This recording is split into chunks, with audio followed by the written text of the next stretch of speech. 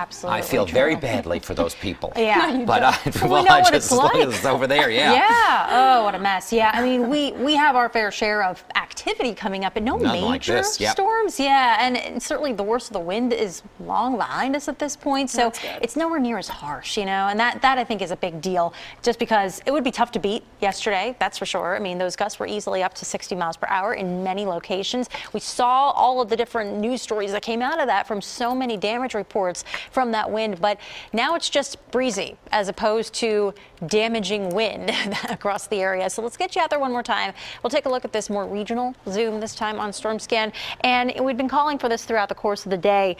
There's still some pretty decent amounts of blue sky across most of the board right now, but we are starting to see some clouds billow in here from the northwest. We did actually have a little bit of snow earlier this morning in northwestern Pennsylvania. Don't expect anything like that, but there will be a few more clouds that do come our way before the day's all said and done. And that actually is a theme, increasing clouds through tonight, through tomorrow.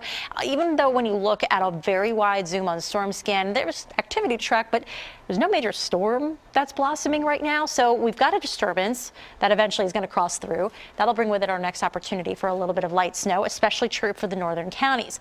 Now I want to show you a couple of different disturbances that come through Wednesday, Thursday, Friday, and then even into Saturday, which this graphic doesn't cover. The activity remains noticeable, you know, so we've got this first little guy that comes through here. Notice what happens though. That's going to bypass us for the most part. Clear outs Thursday, and then by Friday the disturbance number 2 comes along here. So we've got a couple of chances in the days ahead to see precip, and it will very likely be some snow because that cold air has settled in. You need the cold air obviously if you're going to have some snow.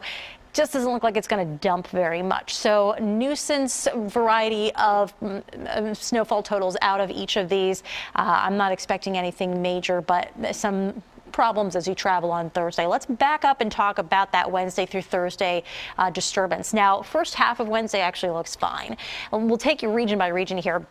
Through South Jersey and Delaware, you might see a little drizzle on Wednesday night. That's really it. Meanwhile, in Philly and the immediate vicinity, there is an opportunity that you'll see a little bit of a wintry mix, but we're not calling for any accumulation. If you want accumulation, don't expect much, but you're going to have to go north. And I would actually say coating to an inch locally, up to 2, perhaps a smidge higher than 2 inches. But you got to go north. I mean, really, the furthest south edge of this that we're thinking right now would be Upper Bucks, Western Montgomery, Berks County line, and then any point north of that. But again, coating to an inch of snow, we can handle that. You can't be crazy driving through that, but you're at least going to be able to travel through that. Here's a live look, though, in Bethlehem, one spot that will probably have a little snow on the ground here come Thursday morning.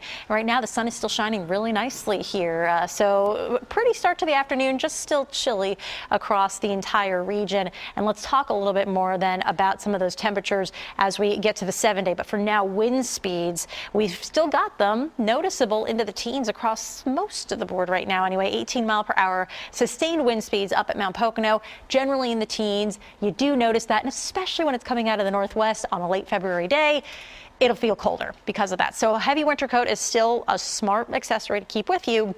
We'll drop down to 25 degrees tonight.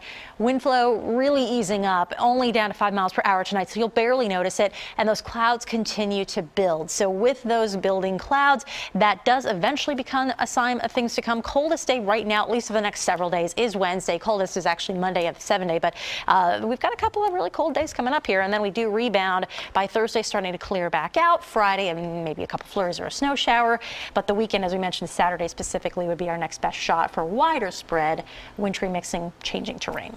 Okie dokie. What's going on there? Thank you, Katie.